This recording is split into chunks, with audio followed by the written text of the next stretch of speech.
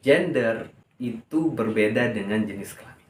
Jenis kelamin itu sudah ditentukan dalam Al-Quran, dan kita insya Allah manusia pada umumnya mengertilah bahwasanya di dunia ini hanya ada laki-laki dan perempuan.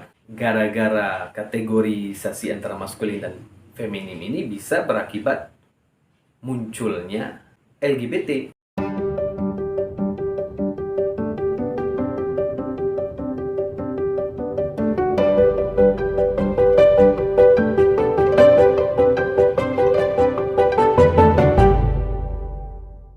Assalamualaikum warahmatullahi wabarakatuh. Ahlan wa sahlan teman-teman sekalian. Di video kali ini saya ingin membahas tentang topik gender bukan jenis kelamin.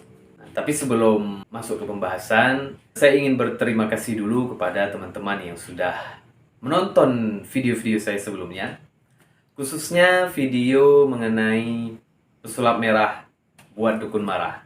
Karena ya di luar dugaan saya, ternyata video ini alhamdulillah banyak yang nonton, dan ya lumayan drastis peningkatan view-nya dibandingkan video-video sebelumnya. Dan gara-gara video ini pula banyak diantara teman-teman yang baru subscribe. Terima kasih juga untuk teman-teman yang baru saja subscribe. Semoga mendapatkan banyak manfaat dari video-video yang akan saya suguhkan.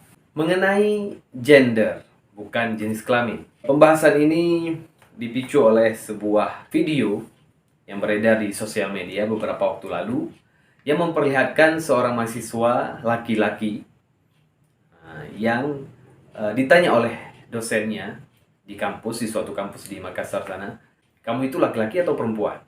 Kemudian laki-laki tersebut, si mahasiswa ini menjawab, "Ya bukan keduanya. Saya ini gender netral," katanya. Nah, gara-gara itu pula si mahasiswa disuruh meninggalkan tempat tersebut. Akhirnya gara-gara video ini beredar di sosial media dan banyak netizen yang meresponnya dengan berbagai macam respon. Termasuk saya yang akan merespon kali ini.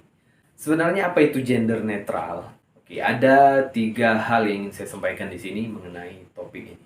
Yang pertama, perlu kita pahami bahwasanya gender itu bukan jenis kelamin.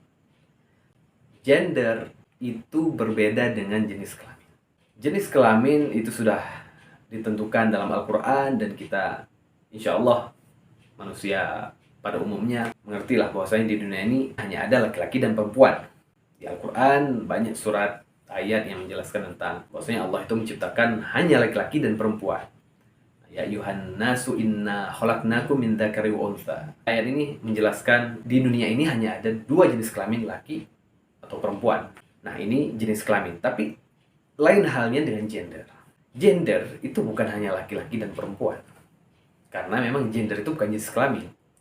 Apa bedanya gender dengan jenis kelamin? Jenis kelamin itu dilihat dari faktor biologis, perbedaan biologis antara laki-laki dan perempuan. Laki-laki secara biologis dia dianugerahkan dengan, maaf cakap, penis, dan perempuan dengan vagina.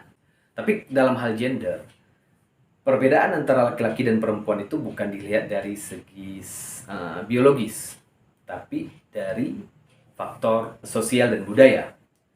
Sehingga perbedaannya itu mencakup pada perbedaan hak, perbedaan tanggung jawab, sifat, dan bahkan orientasi maupun ekspresi seksual. Sehingga dari istilah gender ini muncullah variabel yang namanya maskulin dan feminim.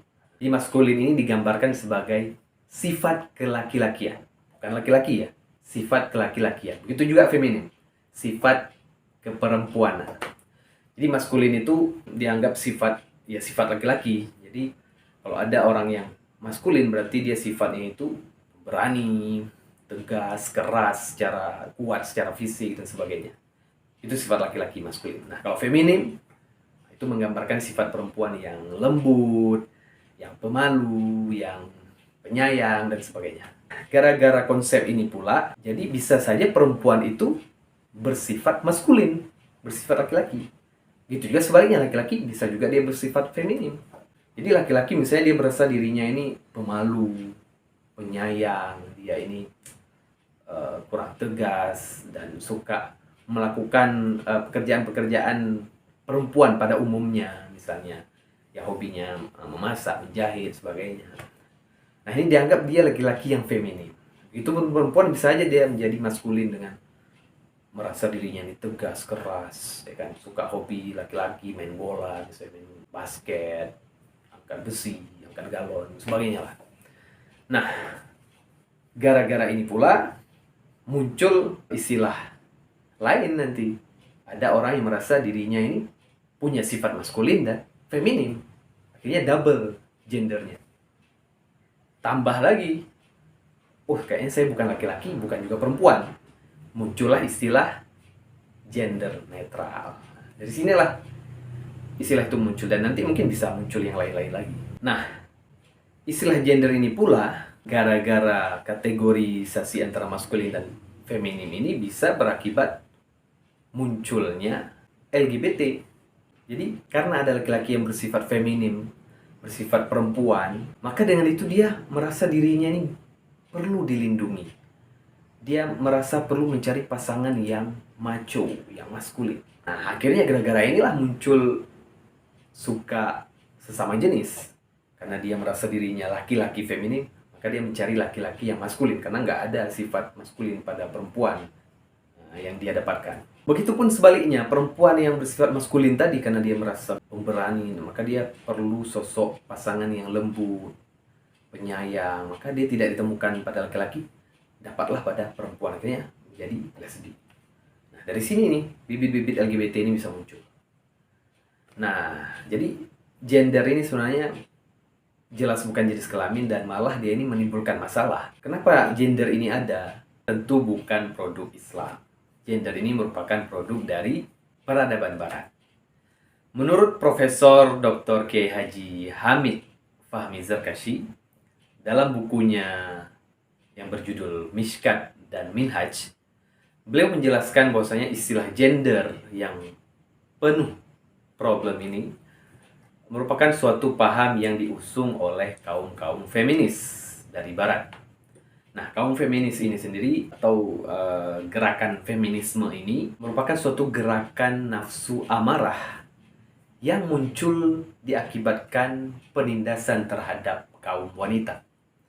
Jadi dulu kalau kita kaji sejarah Kristen Barat, akan kita temukan banyak cerita penindasan-penindasan atas nama agama, termasuk penindasan untuk kaum wanita, yang mana wanita dianggap rendah saat itu, dianggap hanya sebagai budak seks saja dan tidak punya kekuatan apa-apa, tidak dapat diandalkan dan sebagainya.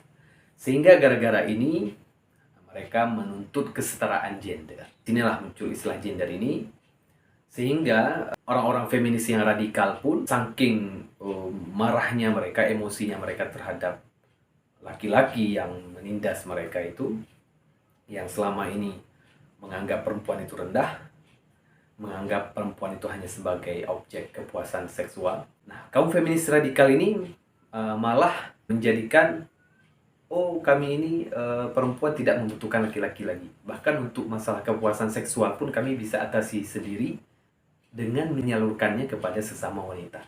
Jadi mereka karena menganggap tidak butuh laki-laki dalam urusan seks pun, akhirnya mereka menyalurkan syahwatnya ini kepada sesama wanita. Muncullah yang namanya lesbian.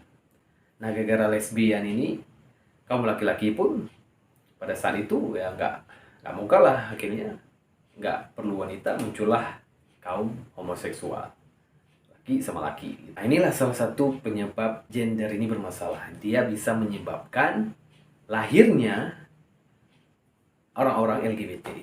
Dan dengan konsep gender inilah sampai sekarang ya diimpor oleh banyak orang-orang Islam, terutama yang berpikiran liberal. Gara-gara paham gender inilah mereka dengan mudahnya menghalalkan perkawinan sesama jenis. Mereka membela hak-hak kaum LGBT. Dan hari ini banyak kita temukan di lembaga-lembaga sosial, bahkan di lembaga-lembaga pemerintahan pun ya memakai istilah gender ini. Istilah pemberdayaan perempuan, gender sebagainya ini dipakai. Ada kantor-kantornya. Nah, khawatirnya kalau istilah gender ini dipakai terus, maka ya lama-kelamaan orang-orang yang LGBT ini akan gampang untuk mengafirmasi untuk ya menyebarkan paham mereka untuk melegalkan perbuatan mereka. Teman-teman sekalian, sebagai orang Islam, maka harusnya kita menjadikan ya Al-Quran, Al-Sunnah itu sebagai pedoman kita. Nah, kalau kita memang masih percaya Al-Quran sebagai pedoman kita, Rasulullah itu sebagai teladan kita, maka ya kita harus berhati-hati ketika mengimpor suatu ide dari peradaban lain. Dalam hal ini peradaban barat misalnya.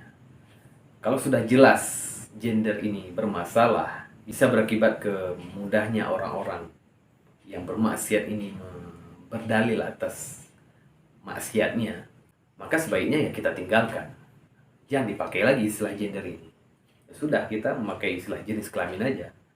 Ya laki-laki, ya perempuan. Dan kalau kita telusuri memang ya bagaimanapun isu ini sebenarnya ya merupakan salah satu isu dari ghazwul fikri, ya perang pemikiran. Kita memang sampai saat ini, dari dulu sampai saat ini dan sampai hari kiamat kelak pun, sebelum matahari terbit dari barat, ya kita akan selalu berperang dalam hal ideologi.